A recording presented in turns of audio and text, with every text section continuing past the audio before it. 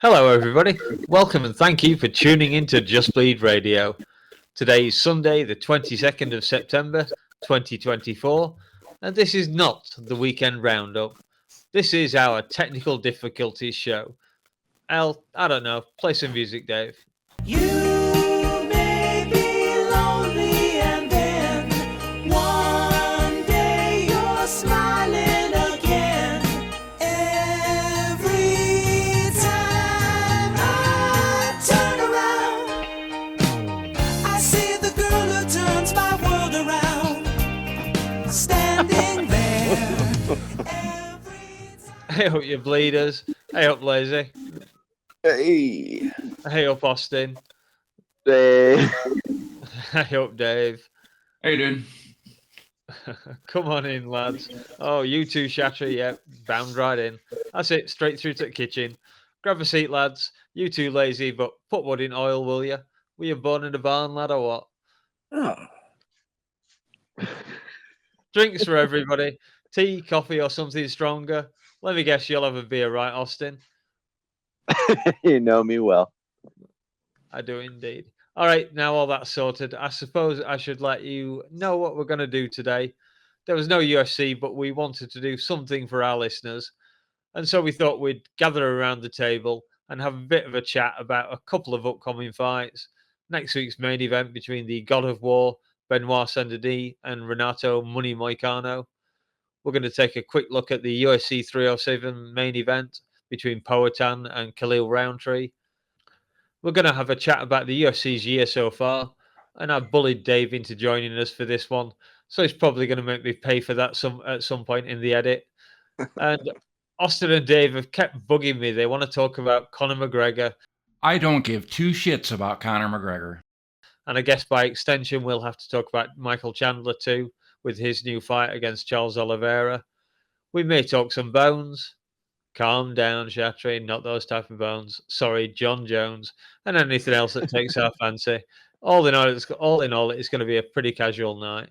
And so, how's it going, Lazy? Oh man, what a fucking night we've had so far, and it hasn't been very long. Oh yes. Oh, I'm glad to be here. Happy to be here. And you, Austin? It's been good. It's been good. It's been good. Despite the technical difficulties, it's been good. It's been good. It's been good. Yeah, the first time in a year, in our fairness. That's true. Yeah. All right. I suppose, seeing as we've been waiting for, we've been waiting quite a while. No one who's listening to the show has, obviously. We might as well jump in on the first fight, and we'll let Austin try again. What do you think about Benoit versus Moicano? Well, previously I stated that this was Benoit Saint Denis' first main event.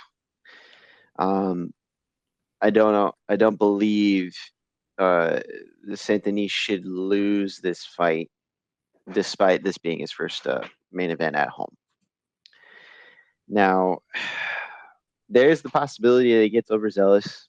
I mean, hell, that's, that was his literal last fight where he kind of got clipped multiple times rushing in against Dustin Poirier, which if you've watched any of BDSD, or sorry, not BDSD, BDS, or fuck it, whatever, Benoit Saint Denis fights. God damn it.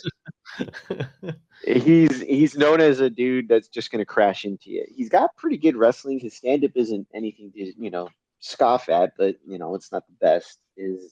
His bread and butter is just kind of crashing into you, looking for the takedowns and just kind of smothering you with ground and pound and submitting you. But he's not as well-rounded as he should be. He's young enough to kind of pick up more striking skills, but the problem with this fight is that Moicano is not as well-rounded of a striker, but he's competent enough. He's also a decent grappler. He's also pretty big for the division. So had he not been Jalen Turner, I probably wouldn't have given him any lick in this fight. But if VDS Benoit Saint Denis rushes in, he's bound to get caught. I can't get the acronym down. I don't know what's happening. Just don't say BDSM lost and you'll be fine. It's just like naturally rolling off the tongue. I just think of that when I see his name. I don't know why. The Frenchman should win, but if there's going to be a finish, it's going to come from Moicano. So I would lean with Benoit Saint Denis, just not on the finish. Yeah, I did actually go back and watch both of their previous fights. Obviously, poor old BSD ran into Dustin Poirier's. I forget whether it was a left fist or right fist, but that quickly ended the fight. And then we had Jalen Turner, who ran into Moicano, and that one was kind of interesting because Turner is also a southpaw, just like BSD. So yeah, Austin was talking about the grappling side of it. I noticed that Moicano was going for that quite a bit. That's the one thing I'm not worried about. BSD his grappling is pretty decent. I think he's had a couple of subs in his career so far. I can't remember off the top of my head. And as you said, Austin said his striking isn't the cleanest, but it is relatively effective. It was causing Poirier some problems with it. All he needs to do is get close enough because he's looking for the takedown. He wants to take this fight to the ground a lot of the time, and I think he's going to win the fight there. So yeah, some good points by Austin for sure. But yeah, and I also have BSD in this one. I see him taking this one home. Yeah, I would probably lean towards BSD too, but I do think that, you know, the guy, he's got some power. He's not very technical, but he definitely he goes full bore. You know what I mean? He puts all his balls into every shot. So Moicano does have. He does. Moicano also has a tendency to get clipped at least once, like early in his fights. Usually, like he takes a shot that either drops him or wobbles him, and oftentimes like that leads to something in his advantage. But I wouldn't be too surprised if BSD did finish him. Like I could see a club and sub, you know, type scenario maybe. Hopefully, there will be no staph infection involved this time around. Yeah. That's unlikely. And of course, there's the French crowd as well. They're going to rise BSD up to godlike levels. Even I, as an Englishman, have to give all credit to the French crowd. They are amazing. Yeah. Yeah, they've only been going there, a couple years now, but every time they've gone, man, that crowd fucking shows up. You'll hear that French national anthem being shouted out, no doubt. Mm-hmm. All right. That means I'm going to have to find some French beer, son of a bitch. Yeah. What about the Poatan versus Roundtree? Any thoughts on that one? I suspect we're all going to go more or less the same way on this one. Oh man, no, interesting for you to presume. I didn't presume. I said I suspect. Oh, You want this one, Lazy? yeah, sure. Well, this one, man, I'm surprised like how quickly this one crept up on us because I feel like I remember hearing the announcement not too long ago, and now boom, all of a sudden this fight's here, and once again, Poatan steps in to fucking save the day, save Dana's fucking ass. It does, you know, I think that in the eyes of most fans, it's kind of a foregone conclusion. I think Poatan's going to be clearly the favorite and the front runner. You're going to have some people on the Khalil train. He is the quote unquote glory killer, you know, that it's kind of his forte and his whole fucking shtick. And he has phenomenal, you know, stand-up Muay Thai skills, real killer instinct. Everybody loves the grounded body kicks that he delivers, and the jarring oblique kicks to the front of the knee. And he's a nasty bastard with a real mean streak. So he does have the possibility of springing an upset here, but I mean, you're basically playing right into Poatan's hand with that sort of fighting style, and I think that's why they made this main event ultimately, because this is going to be a fun stand-up affair. It's going to be a firefight, and we're all going to enjoy ourselves. So I think Poatan wins, but I think we all win in the end. Oh, yeah, that's fair. That's fair. Interesting because I feel the opposite. Nothing against Potan. I love the dude. I mean, dude's a stand-up fighter. That's everyone's favorite kind of fighter. He's vicious. He's deadly. He's like a throwback to the old school, days of just the guy who comes in with this devastating power and is just not afraid of anybody. He was Israel Adesanya's boogeyman. He showed up, took over the division, along with a couple of friendly matchmaking scenarios, but still lost the rematch. Decided to get up in the light heavyweight division, which was interesting because that meant that they were 1-1. But whatever, who gives a shit? Apparently, we moved on because we have 4 wins within a calendar year, and that's no small feat. He's looking to make it. I want to say 5, not within the calendar year, but still. I believe he can win this one, but I do not believe he will. My reasoning is because Khalil Rountree now he is not without context has not been the greatest fighter in this division. He's fallen to guys that were lesser. Ilan Kutalaba comes to mind. Fucking Johnny Walker. I mean, he's lost to guys who are goofy as shit, and I don't believe he has a ton of momentum heading into this fight. I mean, everyone was calling him a drug teat and whatnot before this fight happened or got booked because of the whole situation that happened with that drug test, which was an accidental drug test failure, but nothing he was doing on purpose. He went out of his way to say, "Hey, I fucked up. This whatever this was.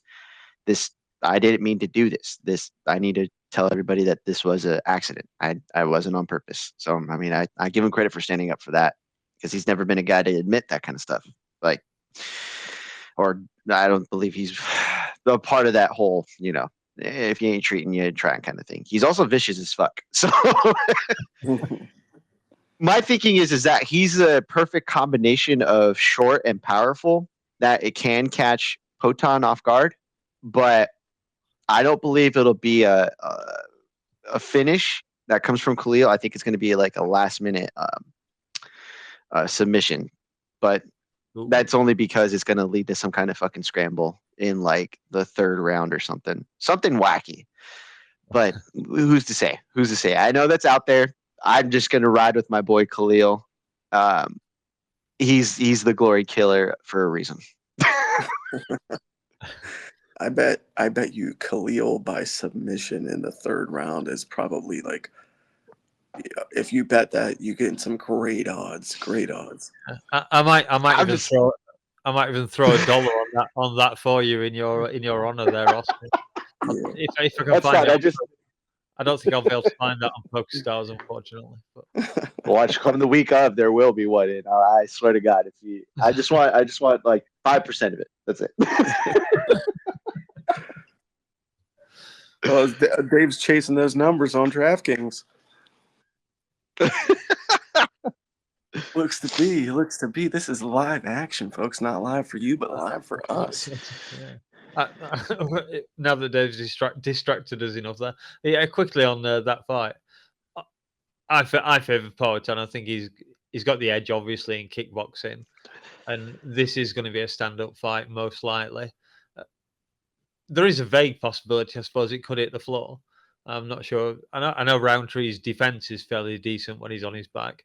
I don't know about his offense from there. Mm-hmm. Not sure.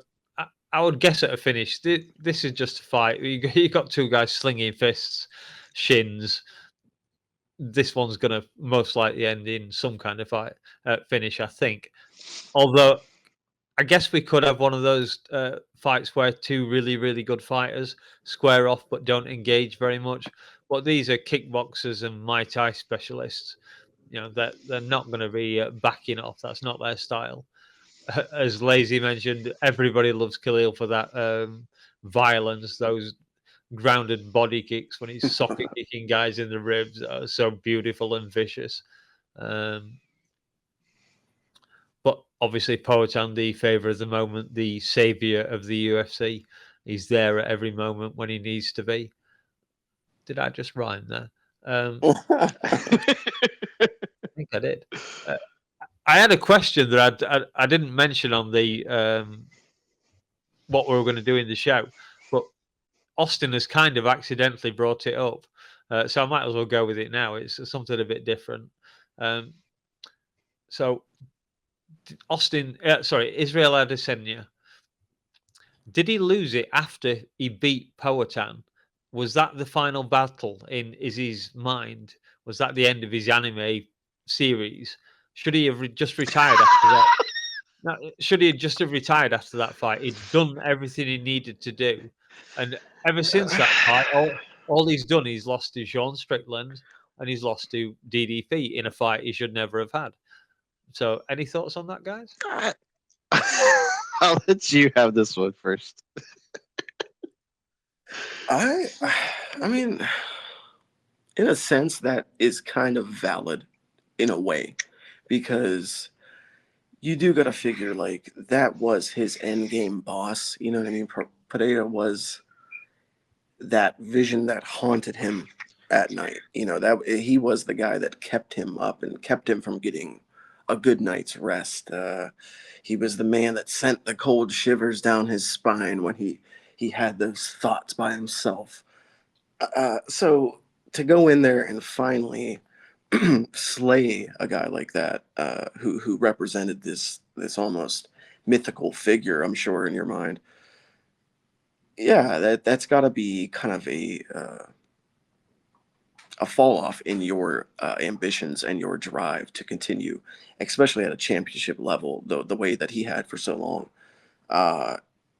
Almost an adrenaline dump in your career of sorts. Like, Yeah. you've kind of you peaked, and now you're going to plateau at best, if not fall into a valley a bit. So while I don't think it's necessarily like the entire determining factor, I would say it certainly had to have played a part, at least in his mentality. Any thoughts, Austin? I remembered it because you called him his bogeyman, Alex's bogeyman. Well, because he kind of was. I think that was the thing, is that, don't get me wrong, I enjoyed some of his performances, that being Israel. But he had been safe. Is that not fair to say? Like, he'd been extremely safe in some of his fights, his title fights, until Alex came along. Oh yeah, God yeah. Because that fight that they had was him actually going after him, which, in hindsight, once he got to a certain point in his championship title reign, he was just, I don't have to if I'm doing just enough to win. Like, I don't have to go out and seek the win. I can do just enough, ride the circle, the black lines around, and actually just do enough to win the round and not have to put myself in a firefight like he did with Kelvin Gastelum. Hell, even his Anderson Silva fight had some exciting moments in it. But I think that was the thing, is that when Robert fought him, he was basically like, I knew what I needed to do to win that fight, and he did not press the action after that. And to be fair, I still think Robert won that fight, but it's neither here nor there at this point. When Poatan came along, Poatan essentially just he survived the first round of that first fight, and then just proceeded to be someone who was undeniable. Like, it didn't matter what Izzy was going to do, he was going to win.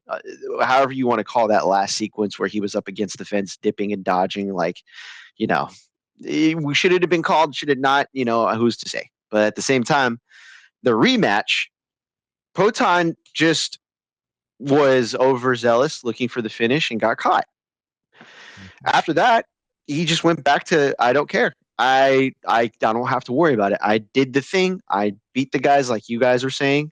I've solidified myself as a top tier fighter, all time great, possibly. But he just kind of, I wouldn't say he fell off, because that performance against Dracus du Plessis, it didn't tell me he was done. It just showed me he was on the decline. And that's the thing. That should have been a performance that would have defined his career before the Strickland fight, but it's because we had such drastic contrasts from his Poton win to the Strickland fight to the Dracus Duplessis fight, where in one series of fights we've seen the highest of highs, the lowest of lows, and it's just coming up short. Where you could see the implement of him giving a shit about his career, where the career where he just didn't want it wasn't worth it to him. He had tons of stuff going on in his life, and that's not an excuse, but it does play into the fight. Where the other one, he put everything into it prior with the Pereira, where he's just like, I need to finish this, man, and I'm done with it. Which was interesting. I didn't understand that part either, but he thought he did enough, and then as you see through the fights, it seems as though he finally gave a shit in the Dracus Duplessis fight, and it was just short. It just wasn't enough. It just wasn't enough. I think that kind of what it really comes down to with guys like Adesanya, and it's sort of, in a sense, the same thing that Leon Edwards fell victim to recently, and even to a lesser degree, Sean O'Malley fell victim to even more recently.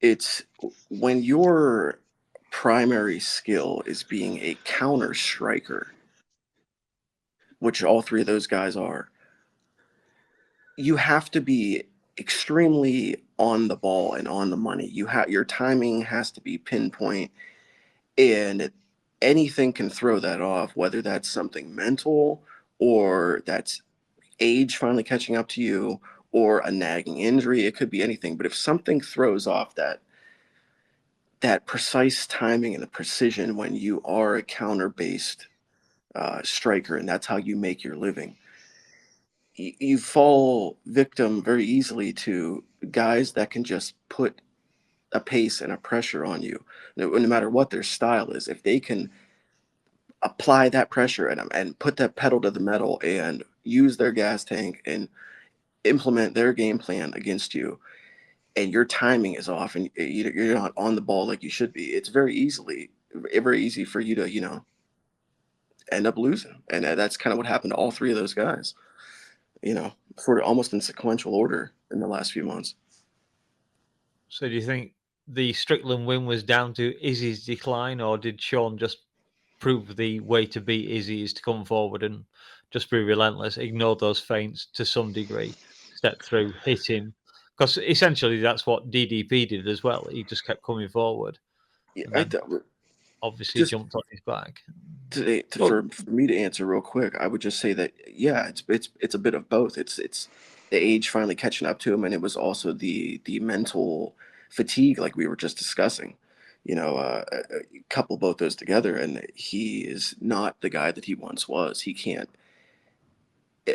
He used to be able to take the pressure and the pace from guys like that, and I think he would have handled a guy like Strickland 3-4 years ago. But Izzy of today is not the Izzy of yesterday.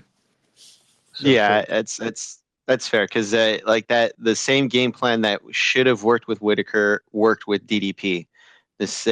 What the game plan was with Strickland was he put the pressure on him, and that first punch knockdown that happened basically took the soul out of his fight, his willingness to push through it. And again, no one could do this at the top and elite level forever. That's this one thing we've learned. Doesn't matter how good you are, eventually you will lose, unless you take yourself out of the equation. So this was bound to happen. It's just a matter of, like, I don't think he looked like shit against Dracus. I just think you can tell there was a decline from when he first started in the UFC to when we were looking at now. It's part of the sport. It happens. There's nothing to be ashamed of, Yeah, absolutely. It's the comparison between this and Kamaru Usman is kind of scary, because he had the same kind of thing, a hugely long streak of winning fights, and then he's lost the last two after he's lost his belt. So it's also the same thing. Look at who they're fighting. They're not fighting bums. The other guys figure out how to fight you. Other people realize what your weaknesses are, and sometimes it's harder to exploit those with other skill sets with other fighters. But if you're good long enough, someone's going to figure out how to beat you. Yeah, It's just as we say, when you're that good, there's a lot of tape on you when you've been around that long. yeah, So. yeah. I think like a guy like Kamaru, he could have realized more success and still been having success and not lost the last few that he has if his body hadn't been betraying him. He has the kind of style that you can translate into the later years of your career, but all those nagging injuries he had really started to catch up with him. His case is kind of more of a body deterioration, I think. Yeah. Yeah. I mean, he also changed up his fight style too. Like, he used to be a just constant wrestler, and then he was a decent power striker, just ugly striking, but wrestled. I mean, that performance he had against Woodley, oh my God, to me, that's one of my more favorite performances from in a championship fight, because it was just one-way traffic of a guy that finally arrived and did what he was good at and took the soul out of the champion. But you could look at that fight, and that's also, again, another situation where it's like, okay, Woodley was the guy, established himself, finally just made everything look easy, and all of a sudden there's just this decline, and it happens. It's the one thing we learned about in the sport is that it doesn't matter how long you reign for or how long your win streak is. Eventually, someone's going to get to you, and after that, you hope it's not in the last of your prime. Yeah, absolutely. It's funny. I was just watching some fights or bits of fights, and I saw one of my favorite knockouts of all time when Usman knocked the sweat off George Masvidal's head. That's exactly what I was going to bring Such up. Yeah, beautiful punch. And they were. I love the ringside reaction as well, because the camera on Whitman, and his face was just blank, and then he stood up and disappeared out of camera. So maybe he's cracked a smile when he stood up or something. I don't know. I think that almost, and that's why I was going to bring up that knockout too. Kamaru's decline is a bit of a double-edged sword, because it's the body deterioration, like I was just mentioning. Because for everything I've heard, the worst part of being that style of fighter and a wrestler-based MMA fighter with a grinding style like that is not so much the fights themselves, but the maintenance in the training room, the wear and tear that does on your body day in and day out, wrestling round after round in the training room, like that shit tears you up. But then also I partly blame the Masvidal knockout, because that knockout made him fall in love with his hands. It made him think that he was a striker that he never really was. And you couple that with the way his body must have been feeling, maintaining that wrestling and going through all those grueling training camps to stay at that elite level. Your body's hurting, your knees are fucking killing you, everything's aching. I could just fucking do boxing today and just throw my hands, and then that translates into the fights, and it was just a downhill slide for him. Yeah. Mm-hmm. I'm going to take us slightly off piste here, because, well, just out of order, it's something we talked about doing anyway. But as we've mentioned, preserving legacies and all the rest of it, what do you think with John Jones and Stipe? We finally have the fight announced. Presuming it goes ahead, who do you think will win? I think I know the answer to that one. I don't think I'm being presumptuous there, Austin. And and obviously, I think if one of them has to drop out, well, what do you think? If one of them drops out, will whoever's left fight Tom Aspinall, who will be sat there at Madison Square Gardens in October or November, whenever it is? So here's my thing. Listening to the good guy, bad guy with Daniel Cormier and Chael Sonnen, I listened to a little bit that they had on this, and here's the thing. I want to defend Daniel's opinion on this, because they were actually very adamant about this was securing his legacy. And here's the thing. I get the argument. I just don't think it applies in this case. Like, because what they're saying is, oh, it doesn't matter if he loses to Stipe, John Jones's legacy is set, you know. And for some reason, they were also defending Stipe being out for 3 years, which was interesting to hear about because it's like, oh, he's untouchable. He's a guy who, you know, he's a firefighter. You know, I'm like, okay, so he does this and does firefighting. Either he's a firefighter or he's a fighter. If he's not fighting, he's a firefighter. If he's fighting, he's a fighter. I get it, but like, you can't defend 3 years of not fighting. And then on top of it, you also can't say, well, this does nothing to his legacy. It kind of does because activity matters in this sport. And on top of it, you have an interim champion, which you are refusing to fight because you would prefer this legacy, quote unquote, fight for the reasons of preserving your legacy, which sounds to me like you're cherry picking. Instead of fighting any other fighter in the division other than Gane, which Dana White wants to basically go out of his way to say was the number one fighter at the time. No, he just lost to well, I shouldn't say he just lost. He got a win back prior to that, fighting John Jones. But whatever, it's neither here nor there. Their whole point was like this fight should be like they were kind of putting it up as if it's like a legacy fight and not a title fight, which was interesting to kind of hear them go about it as if like if the title wasn't on the line, everybody would like this fight. And they're right. No one would really hate this if this was like a non-title fight main event. Sure, why not? If you could even put a BMF on there, I don't give a shit. At this point, that's all that's worth for. But like, the title should mean something in this fucking sport. And for us to be like, oh yeah, Stipe's going to go in there and give him a run for his money. How? What performance that you can say recently has shown that he can do that? Yes, his last performance was a loss to Ngannou in which he was getting fucking trounced. Like, what are we talking about here? And on top of it, John Jones only had 30 fucking seconds as a heavyweight. What are we saying here? And that was 18 months ago. Like, for fuck's sake, dude. Like, if any of them had fought more recently and fought other competition in between that time, great. But we have an interim champion here who's literally being left out of the loop for reasons unknown, ungodly known for anybody else other than Dana White to say if two men walk into a room, in which case I did see a video that Tom Aspinall put out. I don't know. I might just walk out if Dana White and John Jones are in that room. But I saw that.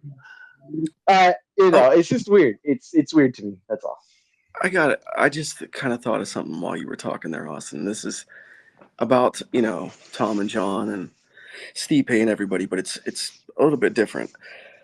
Would this all be avoidable? The fan uproar and upheaval and Tom being upset and everybody being kind of bent out of shape over this. Would this all be avoidable if Dana just said, okay, like, look, guys, Stipe and John are going to have their fight, and this is for, the heavyweight title because John is the champ, whatever, blah, blah. But when they have that fight, because they're both going to retire, and that would be the thing, he would have to be able to clarify, like, this is their sunset fight. Like, this is it for both of them. They're going away after this. So they're going to have this fight for the title, and they're both going to walk away, and part away from their careers with the UFC afterwards. When they have that fight, that title then becomes vacated, and we elevate the interim title of Tom Aspinall to the official title. He doesn't have to face anybody. He's done enough. He's already, secured his place. He doesn't need to do any more. But we'll elevate that title. The moment that John and Stipe finish, that belt becomes defunct. Now, here's to take it a step further. They like to call the heavyweight champion the baddest man on the planet. That's always been their thing. That's their top dog of top dogs. He's the toughest dude in the world. Okay, so you drop the title that John has after him and Stipe finish. You elevate the title that Tom currently has. Take it a step further and solidify it even more. Make the heavyweight title look a little bit different than all the other belts. Add a couple of extra gems to it. Change the look of it a little bit. So now not only are you dropping that old title and elevating Tom's, but now he has this new belt to sort of signify this new era of the heavyweight division. Just thought. No, my thinking on that is that look what happened to Whitaker. Yeah. GSP stole the title from Bisping and said he was supposed to fight him.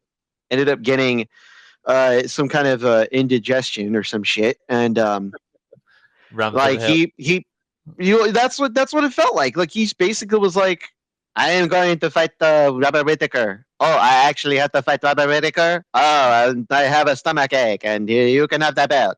But you know, like I think- I hold that against him for that reason. It's like, dude, you were supposed to fight this motherfucker, and you would have had the stomach issue when fighting Bisping. You literally had the belt and then dropped it a month later. I Like, think I'm not gonna call you a coward, but to say it was like, oh, to get in and retire with the belt is how you're supposed to do it. Like, no. The way the sport should work is if you are a standing champion, you defend the belt until you lose it. That is what it should be. That's why there's a transference of star power between the guys who are coming up and the guys who were former champions or champions that lose. You know, the idea is you need the championship to still mean something. And when you retire it, nobody's going to be looking at the new champions and thinking, oh, yeah, that guy would have beat that guy, but we never got to see it. We never got to see it. I also believe that Robert Whittaker would have fucking ran through GSP, but that's just me. But we know the set. we know I well know. your fan your stanism where I- Whittaker's concerned. I know. I don't think anyone really expected GSP to defend the belt. We all knew that he was going to jump in. If he lost to Bisping, he'd be gone, and if he won, he was going to jump straight out. I don't think we really thought he was going to fight Whittaker. I didn't think he was going to fight Whittaker. I can say that much. Bisping forced him injured, which was stupid of Bisping, but that's My whole thing. My thing that I was trying to do, I'm just trying to find a way to legitimize the title that Aspinall has, because in the eyes of the public, most of us already view him as the legitimate champion, and that is the actual title. Most of the media. Yeah, exactly. Yeah, I think it's pretty much unison. So, like, I'm trying to find a way to legitimize the belt that he already has without having to force him to have another unnecessary fight that should just be a heavyweight title defense to, call him the heavyweight champ. Like, he shouldn't have to go through that. I think after John and Stipe fight, he will be the champion anyway by default, but the belt will still have to be fought for wherever happens. But he should retain his championship status, his pay-per-view points and all the rest of it. Presuming, of course, that John does run off into the sunset, which we all think he will. You know what? You know how this would work, Lazy? I also, Mouse might. I don't know if you. Yeah. Is there a clause? Maybe Dave can tell me too, where the belt being stripped and the interim champion being elevated to champion because of it? Like, I don't know, a drug test or some kind of outside the ring situation. That would probably do the thing that you're legitimized or you're giving. Is that, I think that's what you're trying to say, right? Like what you're saying is if the fight doesn't happen, does the transference mean more, right? Because like we've all said, everybody and their mother pretty much is looking at Aspinall as the guy right now, right? Nobody really thinks John Jones is the guy unless you're a John Jones fan, which I don't know why the fuck you would be, but that's fun.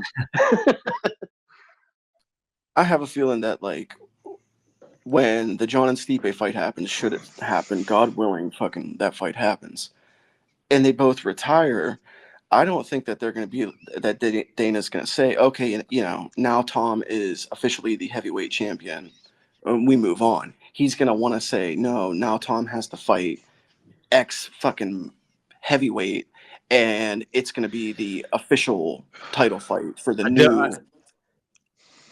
I don't think they can, because Dana has the defense that Tom made has already been classified as a defense of the title as far as the UFC is concerned. Yeah, so they can't possibly strip it. They will have to promote him, presuming John walks away. The horrendous situation is if John tweaks his arm or Stipe tweaks an ankle or something. Give us another 3 months or whatever, and then when we end up waiting even So longer. are they Is Tom the only person that they've ever counted an interim title defense as an official title defense for? Because, like, did they do that for Henan Barral when he defended his interim title? Was that Oh considered? shit. Had they gone back and I believe retroactively? one has been defended officially, yeah. But I'm not a historian to say who it was. Yeah, I'm It just might curious. have it might have been considered only because there was a standing champion. No, it wouldn't have been considered because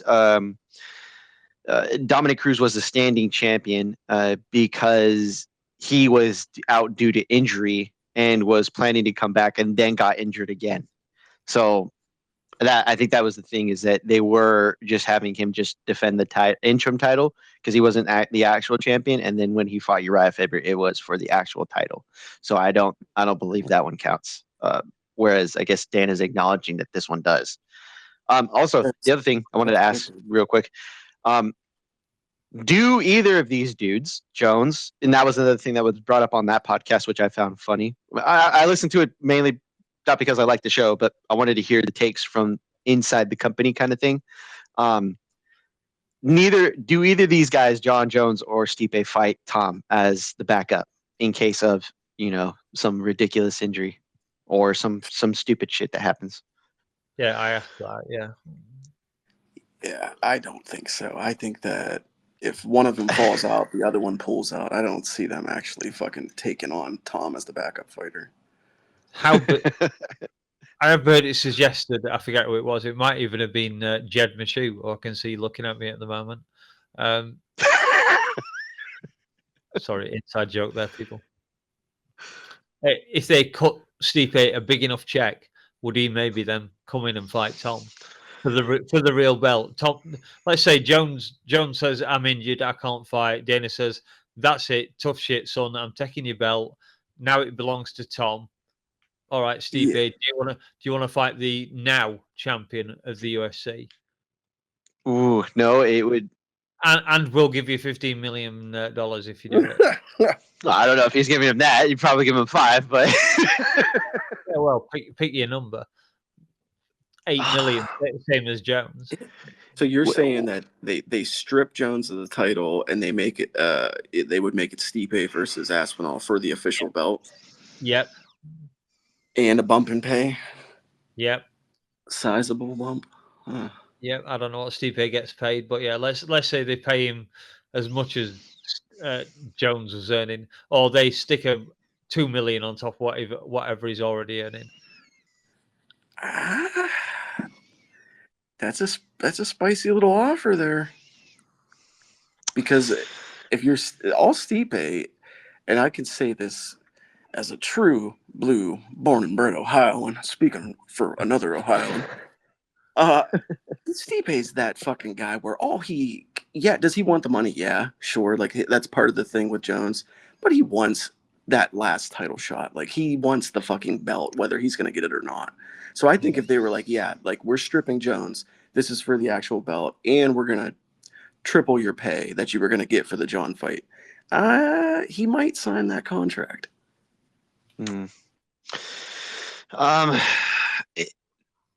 According to Daniel Cormier, he does not believe either of these men will fight Tom as a replacement. Now, considering the latitude or the parameters that we're setting up, is that, well, what if there was a bump in pay, the actual title is on the line because they stripped John Jones. The concept of the Jones, no, that's not his resume history. That's not how he's handled his career. He didn't want to take on Chael Sonnen last minute. He did not want to take on you make your pick. He's usually pretty calculated about most of his moves, regardless of his out of the ring use of his skills. Stipe's interesting because he probably would. I can imagine it if it's for the last one. He's not going to get any younger waiting for John Jones. Matter of fact, if we remember the last time we saw him in person inside of an arena, he had such a hitch in his step that I legit thought that he was on a peg leg. Like, I don't know what was happening, but like he had this like weird little like hip movement that was not normal. Maybe it was just a previous injury that he was kind of getting through. But I don't know. Look, if I'm Stipe, I would say yes because I would ask for more money. You want me to stay in this main event, make it mean something? Great, perfect. Make me an offer I can't really say no to. Now, Stipe's never been the easiest guy to work with. Jones for sure isn't. But the fact that they were willing, that's not the point. The point is if of the two, Stipe is willing to do it. And I think it's because it's his last one. It doesn't matter. Jones is playing that, yes, I will possibly retire, or I don't know. I have an 8-fight contract at the UFC that I've re-upped apparently. No one can give a shit. No one can actually say that he's committed to doing the fights. Yet for some reason, everyone's acting like he's put so much money away that this man can't fucking possibly fuck up anymore outside to where he can, be fine financially. Like, really believe that? Come on. Yeah, he has said that he's intended to retire, most likely. So, just a quick one to end it on that one. Is Tom Aspinall the official heavyweight champion by the end of 2025? By the end of the year? Yeah, I think so. Yeah, because I think that this fight happens. I think that they both retire, and I think that Tom is the official champ.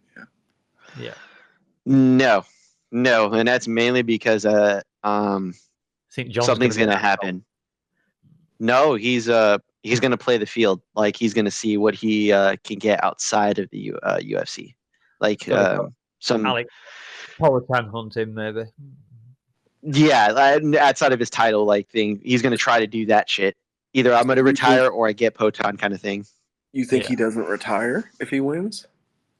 No, I think he's going to do some stupid shit where he's going to play that whole maybe will I don't know kind of thing.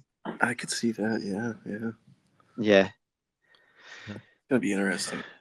Yeah, absolutely. Yeah. All right, guys, enough on John Jones and Tom Aspinall, Stipe Miocic and all the rest of it. Let's have a quick look at Conor McGregor, the other perennial favourite of the UFC media.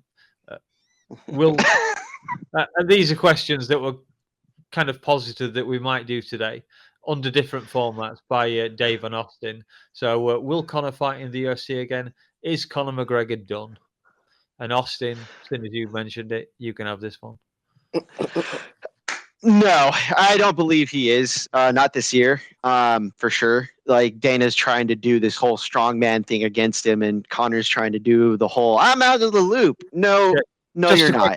Just a quick one to jump in again because I think it ties in with the previous bet. Do you think Conor will fight before the end of the year?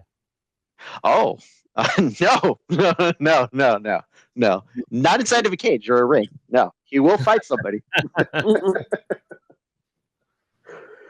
I don't know.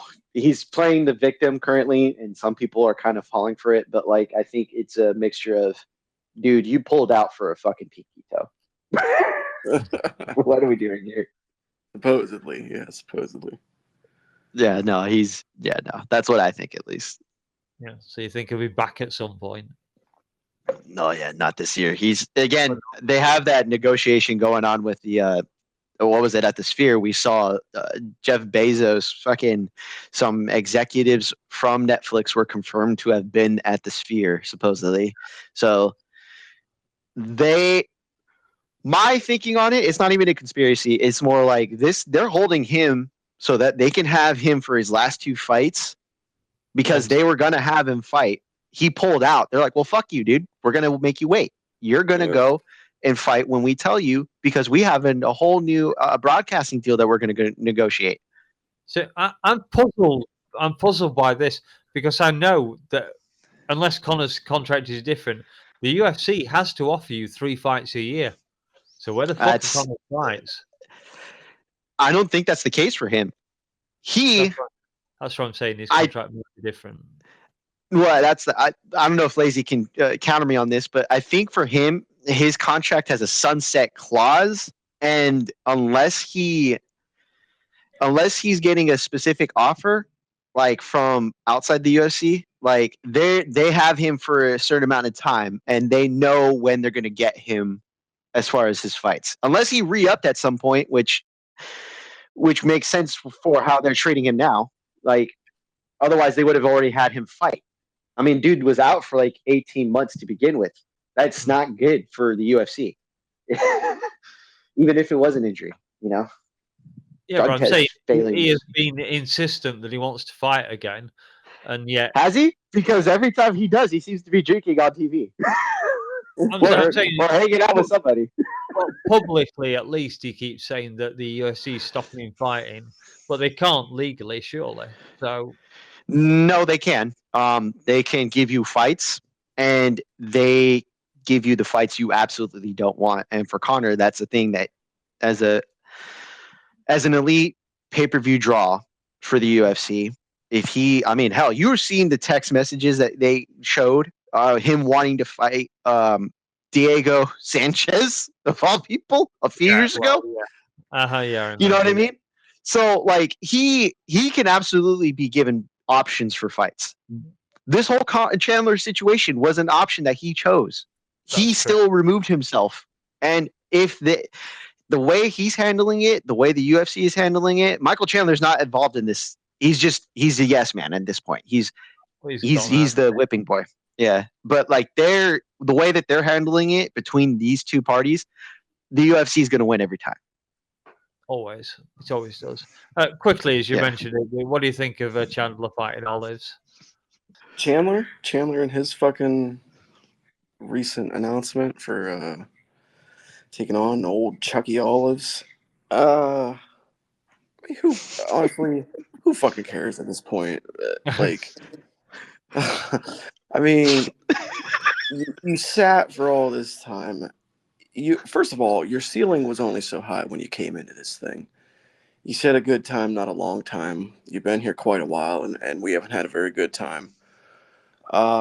You're fun while you're in there, but everybody kind of knows how the fights are going to go. You got 5 minutes or less of gas. After that, you're done. So the ceiling on his potential and his excitement level that he can provide us is pretty low. I think really realistically he sat as long as he did because this Conor fight is his best bet at anything meaningful left in his career. I think Olives is going to finish him again. I think that's going to be relatively pointless because he's getting to the end of his career, but he's levels above Chandler in every aspect. So, I mean, Chandler's going to end up losing again, and it's going to derail everything that he had going for him. So, I really don't know. If he sat out, he was damned. If he comes back for a fight like this, he's damned. You just sort of fucked up the whole thing, and you really fumbled it, Chandler. You fucked up the entire thing. I think Connor's actually said it doesn't rule him out from fighting him again in the future. So who knows?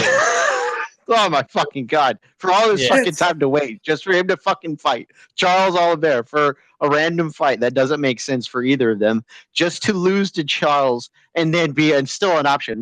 Like you could have told him to fight 4 other fucking people, like Armin said, and he still would have been in the same fucking position that he was. Absolutely. All right. Before Austin goes on a massive rant there, we'll do a very quick review of the year so far in the UFC. So we started back at UFC 297. This is just a reminder for Lazy, so he'll have some time. Thank you, sir. You're welcome. UFC 297, Strickland versus Duplessis, where Strickland, of course, lost his title on a very close decision to Duplessis. UFC 298, Volkanovski versus Topuria, where Topuria sent Alexander Volkanovski to the land of wind and ghosts. Let's have a look. UFC 299, O'Malley versus Vera, the fight that no one except O'Malley and Vera really wanted, I guess. A sustained beating for Vera in that one.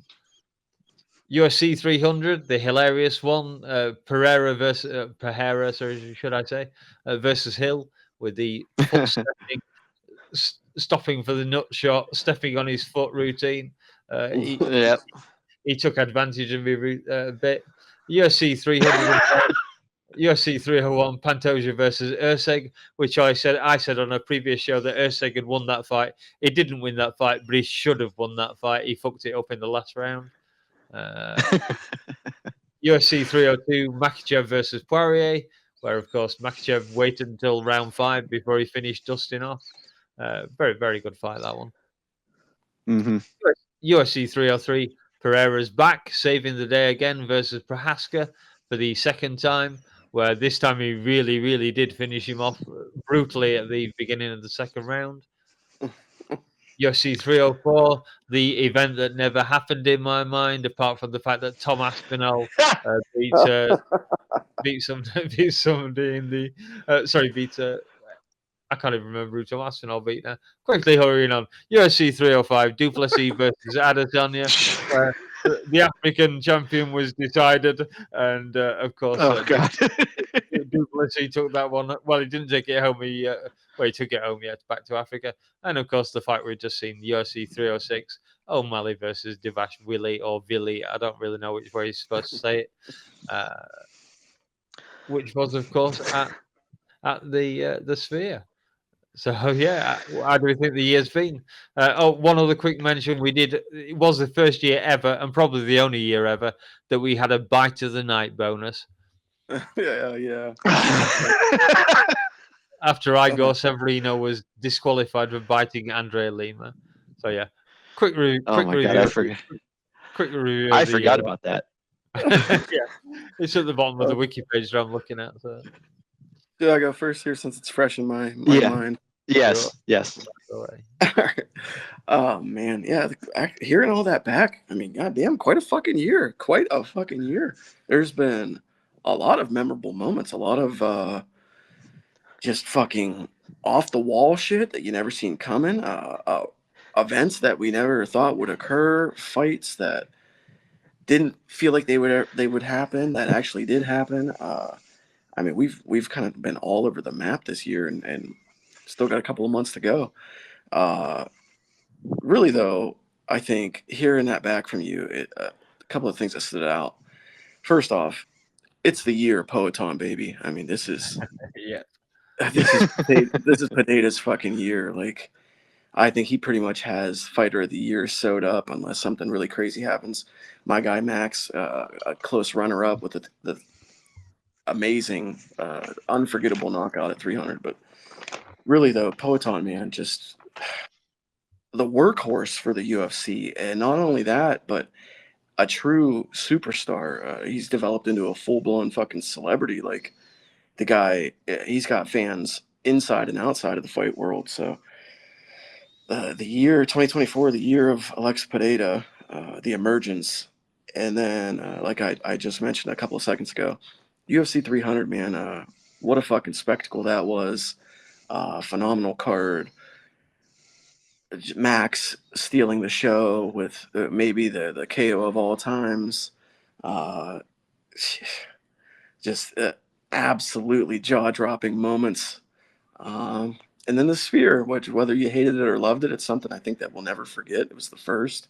Even if they go back, it was the inaugural, event. So, I mean, there's been some lows, but I think there's also been a lot of highs. So I would say, I'm not going to grade it or anything, but I would give a thumbs up to the year so far for the UFC. They've had a pretty good fucking year. All right. Dave, do you want to jump in and say anything on this one? Or are you going to stay quiet in the background? I thought it was a great year. It was I wasn't extremely satisfied, but I was very satisfied. A lot of fight cards look to be lacking name value, but I don't really watch it for like the fighters anymore. I watch it more for the fights and the entertainment, even though a lot of the cards had terrible name value. The fights did provide me with entertainment, and overall, I've been pretty happy with the level of content UFC has given us this year. Yeah, I would tend to agree. I just going back over those. That's brought back some memories for me as well. Some of the fight cards have obviously not been quite as good. We've had dry seasons with those. Too many Apex events, but they're of course going to be over next year, hopefully at any rate for some time. So yeah, I would say a pretty good year on the whole. As Lazy said, the year of Poetan, without a shadow of a doubt. but no one's going to forget Topuria or Max Holloway in this year either. That Sphere card was at least different, if nothing else. And Austin, seeing as you asked for this, take it away, round it up. I tried to steal something from Mouse, and I did the individual scoring of the pay-per-views, the fight nights, and the Apex events. Now, the way I saw it was the pay-per-views really came up this year. Like, considering that not all of the fights on the pay-per-views were amazing, but the main reason why you bought the pay-per-views, the main fights, the title fights, regardless of how you felt should have won or who you were cheering for, those events played out well. And it's not easy to do, especially when you got, the production of the Sphere or going to another country with an entire road crew, or even having just the fights play out just in general. You're not going to get entertaining fights all the time, and that happens. I mean, look at Grasso Shevchenko, right? It's not on the UFC to change how the sport is. It's on the UFC to present high quality or high level fights, elite level fights for pay-per-view. And I thought those played out relatively good. I gave that an 8.5. Fight nights, I, for some reason, didn't feel as invested in some of the fight nights. I gave that a 5.5, specifically the road fight nights. And the Apex fight nights, I gave it 6.5. Because some of them were, I hate to use the word that Dana uses, but, unless the fights happen, you can't judge them kind of thing. I'm like, yeah, he's kind of right. I had lower expectations for the Apex fights. So when they actually turned out good, some of them, it was kind of a better surprise. So I rounded the scores for all of them, added and divided by 3, and I came out to a rounding number of a 6.8 for the year. So while they had great pay-per-view events, great fights that were memorable, great moments that were memorable, pretty much all of the pay-per-views had one moment that was memorable, and some of them even had more than one. The fight nights did not, and that brings them down below what they should. And that's because they've trimmed a lot of their star power down in order to spread out the star power. But even then, they're not even using a lot of their star power. A lot of guys are injured. It's not always fair to the UFC to say that it's only them. Sometimes fighters can't make it, or sometimes fighters are in the middle of contract disputes or getting released from the UFC occasionally because of situations. For what the UFC has given us, I would say it's been good. And I think 6.8 should represent a good thing. I don't think it's as good as it could be, but it's surprisingly good compared to what they're giving us. The last thing I wanted to say is just that this also is a bit of a transitional year where a lot of weight classes, the well-known names are kind of aging out. So then the next couple of years, we're going to be looking at a different landscape in a lot of the more premier divisions in the UFC. Yeah. Looking I at agree you with that. 155, where everyone's getting fucking old as shit. Yeah.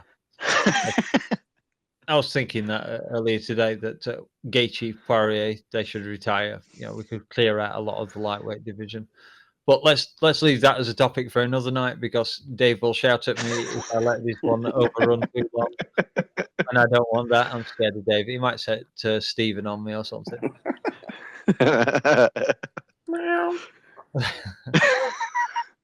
He's watching. No doubt.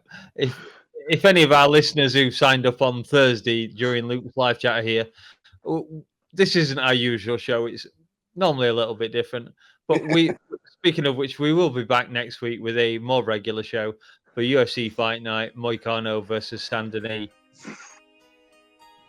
Apart from that, if you have made it this far, thank you for listening to our ramblings.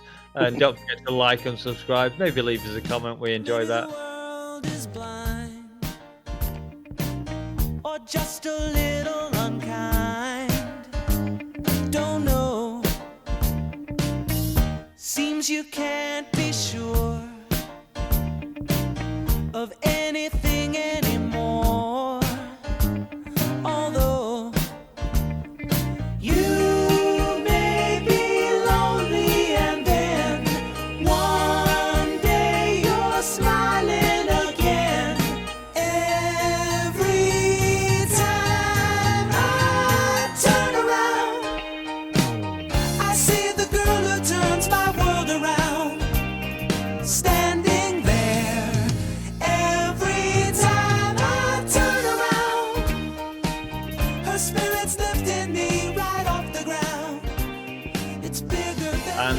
with that, after our night of technical difficulties, let's get the hell out of here.